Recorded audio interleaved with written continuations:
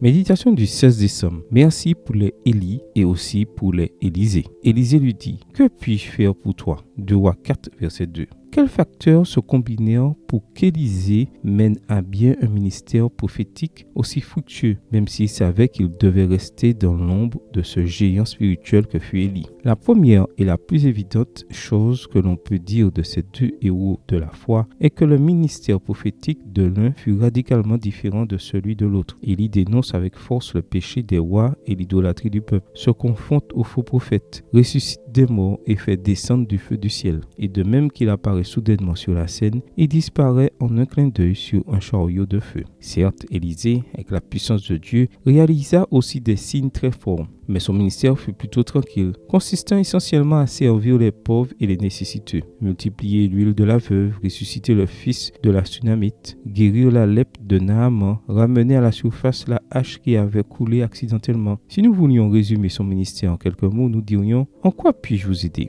Et maintenant, dites-moi, lequel de ces deux ministères, selon vous, ressembla le plus à celui du Seigneur, Jésus, lorsqu'il était parmi nous? Il y a là au moins deux belles leçons pour nous. La première est que Dieu ne nous appelle pas à mener tous à bien le même ministère. Il nous dote de capacités et de talents différents. Il nous assigne différentes tâches et s'attend à ce que nous les accomplissions fidèlement. Aussi petite ou ordinaire qu'elles puissent paraître, qu'aurait été Élisée si, au lieu d'être lui-même, il avait essayé d'être un clone d'Élie? La seconde leçon est que, pour avoir de la valeur aux yeux de Dieu, notre service n'a pas besoin d'être spectaculaire ou théâtral. Il suffit d'honorer son nom. Francis Schaeffer énonce très bien ce point quand il se demande ce que diraient du ministère d'Élisée ceux qui furent bénis par son service. Les gens qui burent les eaux assainies de Jéricho, ceux qui furent sur le point de mourir à cause du potage empoisonné, la mère du fils ressuscité, les capitaines de l'armée syrienne guéris de la lèpre, la centaine d'hommes qui mangèrent du pain multiplié, et tant d'autres qui, en toute sécurité, remercièrent Dieu parce que, en plus d'Élie,